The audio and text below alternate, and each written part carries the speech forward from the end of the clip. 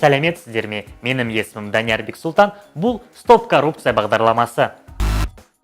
$1 000 000 пара алу. Қазақстанда қыркүйек айында сыбайлас жемқорлыққа қарсы үлкен шу шықты.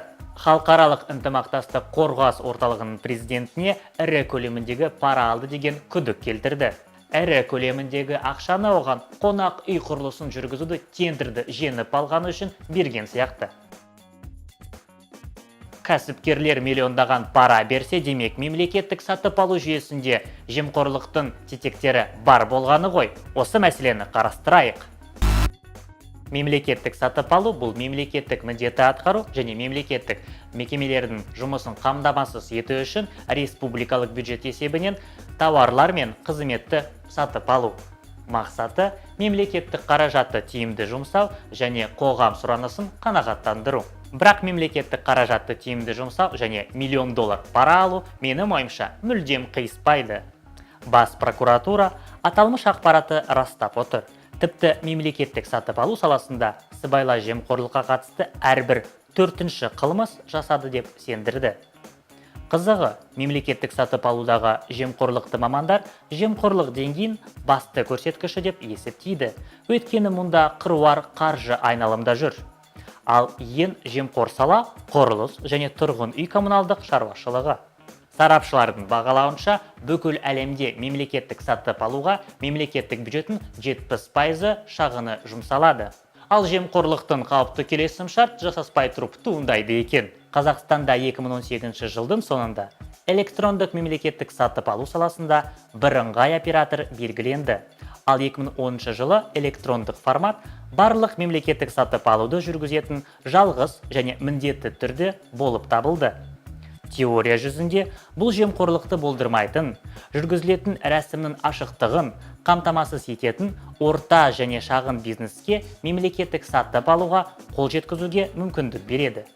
Бұны халықаралық сарапшылар да айтап отыр. Қазақстандағы электрондық мемлекеттік сатып алу техникалық тұрғыдан жақсы бағытта дамып келеді. Алайда электрондық сауда жемқорлық мәселесін шеше алмады, бірақ бір қатар күрделі шешімін таптаған сауалдар мен бұзушылықтарды ашып берді.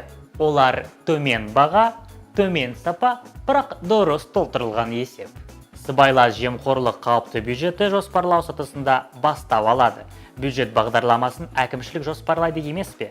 Ал ол болса, бюджеттен неғұрлым ірі соманы қолдап етіп, игеріп алудың көздеп отыр. Бұл жердегі сыбағаға үлестес компаниялар да кіреседі. Олар шарықтаған баға ұсынады.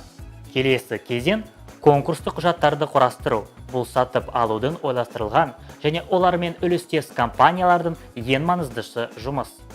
Техникалық ерекшеліктерінде болашақ тауар ұсынышының мамандығына арнайы талап қойылады. Бұл талапқа ыңғайсыз компания әрине сай келмейді. Сонында конкурстағы жеңіс формальды болып шығады. Енді жемқорлықтың басты мақсаты келсек, ол пара беру. Бұл сол жоғарыда айтылған миллиондаған теңге мен доллар. Аталмыш ақша тендер бойынша шығын сметасында енгізілген және ол балабақша, жол салуға емес, жемқордың қалтасында сүңгиді. Баспасөз бетінде тендерге қатысқан үшін берілген пара туралы жаңалықтары үнемі жарияланып тұрады. Сомасы 10 000 теңгеден $1 000 000 дейін. Бірақ ірі көлемінде әшекерлеу бұл әрине Экспо бұрынғы басшысының 4 миллиард теңгесі. Тіпті бұл жерде де мемлекет қаражатының тиімді жүйесін жасап, оны қоғам игілігіне жұмсауға үлкен мүмкіндіктеріміз бар. Бастысы істеймін деген ниет. Мемлекеттік сатып алу жүйесіндегі жемқорлықты азайту үшін біріншіден іс жүзінде сатып алу үрдесін орталықтандыру керек. Демек, тек сайтта ғана ақпарат жариялау құқығы емес, сонымен бірге барлық қызметті бірыңғай операторға беру керек. Және мемлекеттік сатып алуға тапсырыс берушінің аталмыш құқығын айыру қажет. Бірыңғай оператор техникалық ерекшеліктердің заңға сай екенін тексеріп, болашақ тауар жеткізушілерге олардың нақты қызмет бағыты бойынша рейтинг беріп отыр. Содан кейін ақпараттық жүйе конкурстық құжаттарды барлық болашақ қатысушыларға жүргізілетін сатып алу күрделі сатынан қарай автоматты түрде тартып отырады. Сондай-ақ ортақ ұйымдастырушының қызметкерлері мен үлестемес тұлғалардың реестрін және соңғы бенефициарды қосқанда болашақ тауар жеткізуші үлестес тұлғалардың да реестрі енгізу қажет. Сонымен бірге қоғамдық бақылауды да ұмытпайық. Қоғамдық белсенділері сыбайлас жемқорлыққа қарсы күрестің мүддесі қорғау керек.